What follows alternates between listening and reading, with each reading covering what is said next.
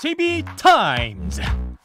더마카와 함께 시선 집중의 문을 열겠습니다. 어서 오세요. 네, 안녕하세요. 더마카입니다. 오늘도 촌철님들의 아침 인사로 시작을 해보겠습니다. 스마트 라디오 미니로 이남혜님이 비가 너무 안 옵니다. 대구인데요. 좀 더 많이 왔으면 좋겠습니다. 살짝 가랑비가 옵니다. 라고 해주셨어요. 비 안 온다고 해서 전라도인 줄 알았더니 대구도 그렇군요. 네. 남부지방이 지금 정말 가뭄이 심한 것 같아요. 근데 문제는 참 뾰족수도 없고 지금 뭐 한 달 버티기도 힘들다라는 지금 이야기가 있는 거 아니겠습니까? 그러니까요. 기후제 지낸다는 얘기까지 나오는데 비가 좀 많이 와서. 봄도 아니고 이 시점에 지금 기후제 얘기까지 나올 정도면 도대체 이 기후 변화라고 봐야 되는 겁니까? 뭐라고 봐야 되는 겁니까? 그러니까요. 네. 비가 좀 왔으면 좋겠다라는 마음 전해고요. 네. 부르주아님이 저 지금 일어나자마자 종배님 뵙습니다라고 올려주셨는데 잠이 확 깨시죠? 아, 늦잠 자는 건 뭔가요? 왜 지금 일어나서 일찍 일어나셔야지. 지금도 일찍이긴 한데 아마 제이비 얼굴 보면 잠이 확 깨지 않으실까라는 생각을 해보고요. 왜 너무 반가워서? 네, 오크라님은 네. 제이비의 실시간 방송을 기다립니다. 매일 이 시간은 배고픈 시사를 채워주는 매끼니를 먹는 시간입니다. 좀 영양가가 좀 있긴 있죠? 있죠? 그렇죠. 오늘은 호흡이 좀 많네. 오늘도 배불리 드셔야 되니까 빨리 시작을 해볼까요? 네, 가시죠. 네, 국회 과방위 여당 간사인 박성중 의원이 어제 SBS 라디오에 출연을 해서 네. MBC에 대해서 이렇게 말을 했습니다. 함께 들어보시죠.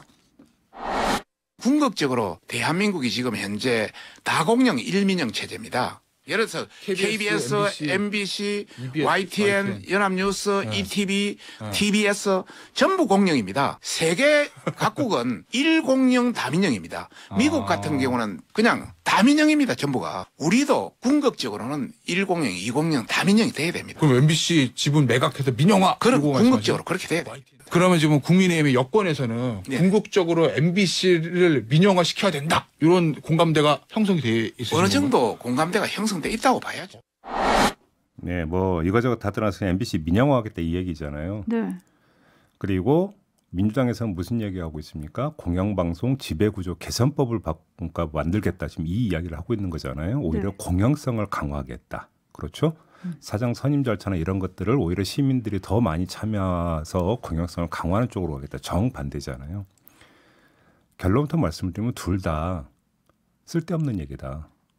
쓸데없다라는 게 의미가 없고 가치가 없다가 아니라 실현 가능성이 별로 없다. 그런 점에서 쓸데없다고 지금 먼저 결론부터 말씀을 드리면 안 되는 얘기인가요? 국민의힘에서 MBC 민영화를 추진한다면 법을 바꿔야 됩니다. 민주당이 찬성해서 그 찬성표 던지겠습니까? 다수인데? 안 되죠. 그럼 거꾸로 민주당이 의석수를 앞세워서 공영방송 지배구조 개선법 상임에서 통과시킨다고 칩시다. 그다음에 법사위 거쳐가야 되는데 법사위원장이 지금 누굽니까? 국민의힘 소속 아닙니까? 네. 안건 올리겠습니까? 뭐 예를 들어서 그러니까 조속히 처리할 법안으로 선정했다 이런 얘기 있지만 거기서 막히면 조속히 처리가 안 되는 거 아닙니까? 어차피 둘 다 바로 지금 뭐가 될 수 있는 부분은 아니지 않습니까? 그런데 계속 이 이야기를 하고 있다. 일종의 공포탄이다. 이거는. 이렇게 봐야 되는 거고요. 그럼에도 불구하고 그럼 왜 이런 이야기를 지금 계속하고 있는 것이냐. 결국은 이렇게 목청 높이는 데는 내년 3월에 사장교체 국면을 겨냥하고 있기 때문이라는 거. 이거 뭐 세상에 다 아는 비밀 아니겠습니까? 네. 그렇기 때문에 저는 뭐 길게 얘기 안 하겠고요. 이 말씀을 꼭 전해드리고 싶은데요. 여야가 미래를 내다보고 큰 틀의 청사진을 짤 수 있는 기회 분명히 있었습니다.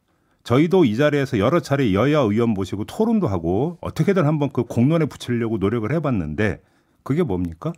여야가 그 위원회까지 만들어가지고 언론 문제 한번 좀 전반적으로 다뤄보자 했잖아요.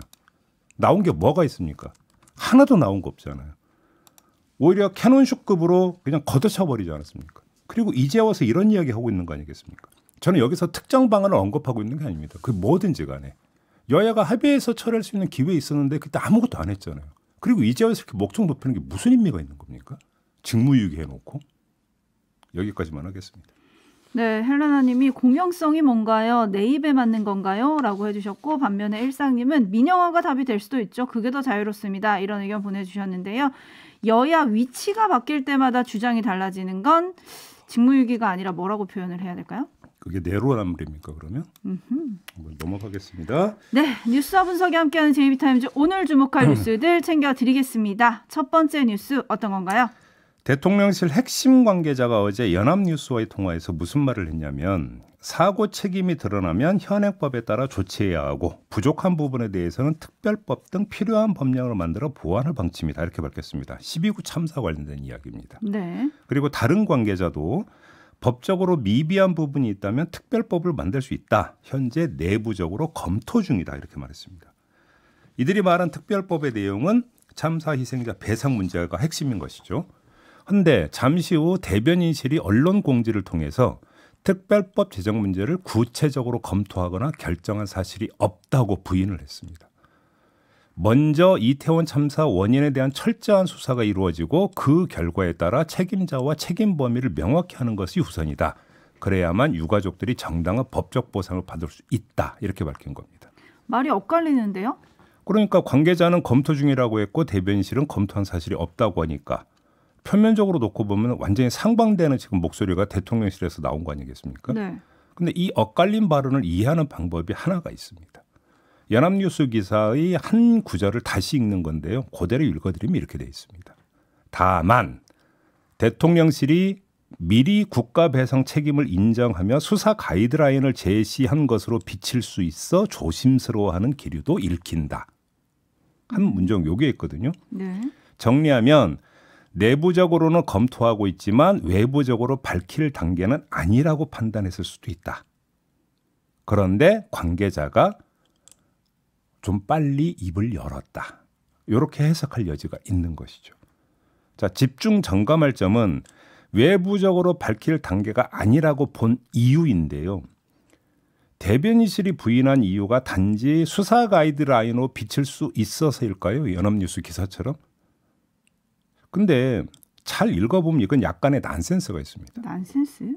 대통령실에서 배상을 적극 검토하고 있다는 소식이 공개가 되면 수사에 미치는 영향이 있어서 그걸 우려했다라고 한다면 그 미치는 영향은 뭡니까?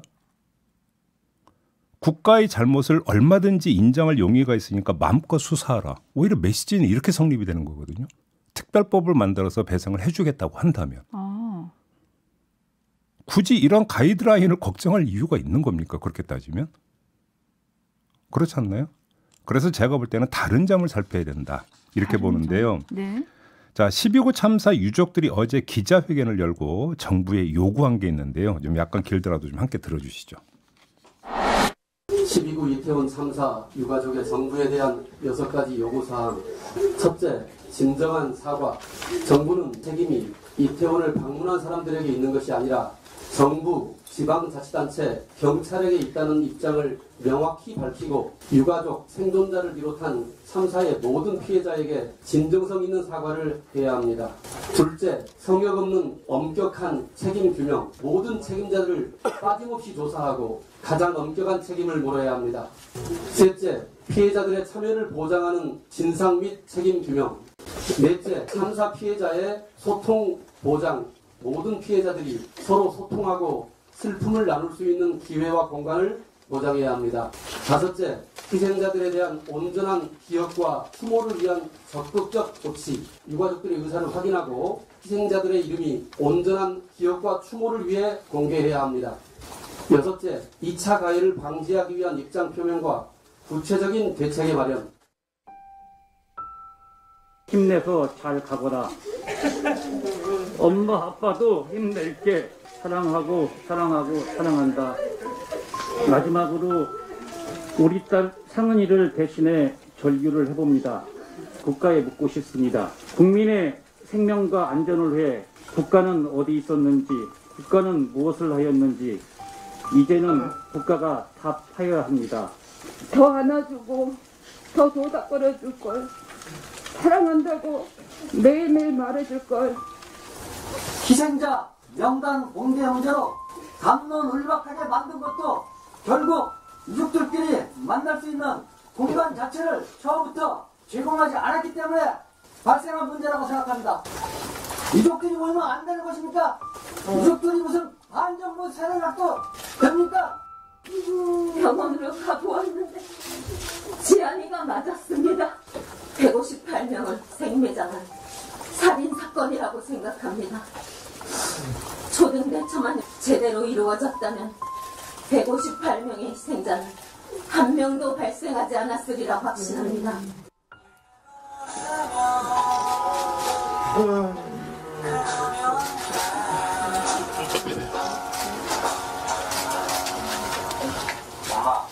생일 축하해. 마지막 영상입니다. 여기 계신 158명의 희생자 부모님들은 제 슬픔보다 더 깊을 것이라 생각이 듭니다. 국민 여러분 도와주세요. 네, 좀 길게 들었는데요. 잠시 후 2부에서 또 관련 인터뷰가 예정이 되어 있어서 지금 이 자리에서는 조금 전에 했던 이야기로 한정해서 좀 이야기를 하겠습니다. 조금 전에 들으신 대로 유족들이 6가지 요구사항을 정부에 이제 제시를 한 것 아니겠습니까? 네. 자, 바로 이 대목에서 짚어야 되는 게 뭐냐면 이제 시작이라는 겁니다. 진상규명은 말할 것도 없고 6가지 요구사항 가운데 하나인 피해자에 대한 적극적인 지원의 방법을 두고도 이제 밀고 당기기가 본격화할 가능성이 높다라는 것이죠. 여기에 정치권이 가세하면서 논란과 공방은 더 커진다고 봐야 되는 거 아니겠습니까? 자, 이런 상황을 예상한다면 대통령실 입장에서 어떤 방안을 제시할 것인지도 중요할 뿐더러 더 중요한 건 그걸 어느 타이밍에 제시하느냐. 이게 더 중요할 수도 있다는 겁니다. 바로 이 대목에서 특별법 문제가 나올 수가 있는데 대통령실이 그 패를 먼저 까면 그건 논란과 공방의 해결 대안으로 제시가 되는 게 아니라 오히려 논란과 공방의 화근이 될 수가 있다는 것이죠. 타이밍이 아니라는 겁니다. 그래서 대통령실은 바로 이 점을 우려해서 속도 조절에 나선 것으로 풀이할 수 있는 것 아니냐. 이런 말씀을 드리는 겁니다. 네, 근데 그런 계산이 의미가 있나 싶기는 하는데요. 사실 여기서 말하는 지원이 꼭 배상인가 이 점도 좀 짚어봐야 될 것 같은데 좀 전에 목소리를 들으셨던 희생자 이지한 씨의 어머니는 유가족이나 부상자 등에 대한 국가 배상이 논의될 것이라는 일부 언론 보도에 대해서 이렇게 말씀을 하셨어요. 생각해 본 적도 없고 10조를 받아도 그것이 국가 배상에 합당한 금액인가 생각이 들 정도다. 알겠습니다. 우리는 진심 어린 사과와 추모 공간 제대로 된 진상규명을 원한다라고 얘기를 했거든요. 정부가 유가족들이 뭘 원하는지 그거를 먼저 잘 곱씹어보는 게 지금은 우선이 아닌가 이런 생각이 들어요. 자, 다음 뉴스 가겠습니다. 네. 박용진 더불어민주당 의원이 당헌 80조를 적용해서 김용 민주연구원 부원장의 당무를 정지시켜야 한다고 주장을 했습니다. 김 부원장이 유죄인지 무죄인지 변호사도 잘 모를 수 있다. 그럴 때 당으로 위험이 전파되지 않도록 하는 안전장치로 그런 조치가 있다면서 바로 당헌 80조를 거론한 건데 이 80조 1항은 부정부패 관련 혐의로 기소된 당직자의 직무를 사무총장이 기소와 동시에 정지하고 윤리심판원에 조사를 요청할 수 있다고 되어 있고요. 또 3항이 있죠. 정치 탄압 등 부당한 이유가 있다고 인정되면 당 지도부와 국회 상임위원장 등으로 구성된 당무위원회 의결로 달리 결정할 수도 있다. 이렇게 규정이 되어 있는데 바로 이 점을 이제 제기를 한 거고요. 반면에 이른바 친명계 좌장으로 꼽히는 정성호 의원은 김용 부원장 본인이 자진 사퇴하는 게 낫다. 이렇게 다른 방법론을 주장하기도 했습니다. 네, 이것이 지금 당내 친명, 비명 다시 또 대립 나온 거 아니냐 이런 식으로 지금 언론에 조명을 받던데 어떻게 되는 건가요? 이거저거 따지지 않고 결론부터 말씀을 드리면 당헌을 발동하기도 전에 김용 부원장이 먼저 민주연구원 부원장직을 사퇴할 가능성이 크다고 저는 봅니다. 정성호 의원의 말은 예상이기보다는 예고에 가까운 거 아니냐 이렇게 보는데요. 왜 그러느냐? 그게 이재명 대표에게 도움이 되기 때문이다. 이런 이야기인데 당헌 80조 적용 논란의 본질은 사안의 성격 규정을 둘러싼 겁니다. 부정부패냐 정치 탄압이냐 이 문제 아니겠어요? 이 공방이 어떻게 결론 지어지든 그 과정 자체가 이재명 대표에겐 좋을 게 하나도 없다는 겁니다. 검찰이 정면 공격에 내부의 측면 공격까지 겹쳐지는 것이기 때문에 그런데 따라서 논란, 공방의 싹 자체를 미리 자르는 게 최선이다라는 것이죠. 문제는 그런다고 해서 당내 논란이 잦아들지 않을 거라는 데 있습니다. 김용이란 중간 다리를 건너뛰어 이재명 대표를 직격하는 목소리가 벌써부터 나오고 있는 상황 아니겠습니까? 네. 김혜영 전 최고위원 같은 경우가 어제 페이스북에 글 올려서 이제 주장한 바도 있는데요. 당내의 이런 목소리에 대장동 일당의 폭로전이 겹치면 이재명 대표 입장에서는 상당히 곤란해지는 거죠. 지금의 국면은 검찰의 물증 찾기 못지않게 국민의 심증 굳히기를 둘러싼 공방. 이게 중요한데 이 여론전에서 가장 유효한 수단은 의원들을 앞세운 보복수사 성토. 바로 이건데 이게 지금 측면 공격, 이른바 내부 총질로 희석되어 버리는 것. 비유하자면 대장동 일당의 폭로전으로 난 상처에 빨간 약을 발라도 모자란 판에 소금이 뿌려지는 격이다. 이재명 대표 입장에서 이런 얘기가 되는 거죠. 네, 그래서 사면 초과라고 말씀을 해주신 건데요. 이 사면 초과를 넘는 리더십 어떻게 보여줄지 좀 궁금하고요. 민주당 내 분위기 잠시 후 무릎탁 기자 박지원 전 청와대 비서실장과 짚어보겠습니다. JB타임즈 다음 주목할 뉴스 어떤 건가요? 지난 9월 27일에 대통령실 경호처가 한 업체와 3개월간 로봇계 임차 계약을 맺었다고 합니다. 동시에 2대, 최대 4대의 로봇계를 교대 운용하는 건데요. 비용은 한 달에 600만 원씩 총 1,800만 원을 지급하기로 했고 계약 규모가 2천만 원 이하이기 때문에 수의 계약으로 이루어졌다고 합니다. 근데 이 업체는 경호용 로봇계를 생산하는 미국 업체의 한국 법인과 지난 5월에 총판 계약을 맺은 업체라고 하는데 문제는 이 업체의 전 대표이자 현 이사인 서모 씨가 지난해 7월 대선 후보였던 윤석열 대통령에게 후원금 1,000만 원을 낸 사람이라는 겁니다. 이때 이제 그 1,000만 원이 최고 한도였던 건데요. 그리고 이 서 씨는 윤석열 대통령 취임식에 김건희 여사 명의로 부부 초청을 받은 인물이라고 합니다. 또 측근특혜 아니냐 뭐 이런 문제 제기가 나오고 있는 건가요? 그렇습니다. 그래서 도대체 어떤 또 그 관계인 것이냐 이 문제가 제기가 되는 거고요. 또 한 가지는 계약 내용인데 뭐 그 다 해서 뭐 임차한 거고 1,800만 원이면 그렇게 크지도 않은 거 아니냐 이런 지적이 나올 수가 있는데 네. 이건 시험 운용 차원에서의 계약이고요. 경호처가 지금 편성한 내년 예산을 보면 로봇계 구입 비용으로 8억 원을 지금 편성해 놓고 있다고 합니다. 그래서 이게 이제 그 시험 운용을 해본 이후에 이게 이제 그 계약이 본 계약이 어떻게 되느냐, 이 본 계약에서도 이 업체가 등장하느냐 마느냐 이게 또 하나의 지금 관심사다 이런 이야기가 되는 것이겠죠. 네, 하지만 서 씨는 이게 무슨 특혜냐? 미래지향적으로 해야 하니까 울며 겨자 먹기로 한 거다. 뭐 이렇게 좀 항변을 했다고 하는 보도가 있긴 하던데요. 그러니까요. 그런데 자, 이 그 미국 업체 한국법인과 총판 계약을 맺은 게 지난 5월이다.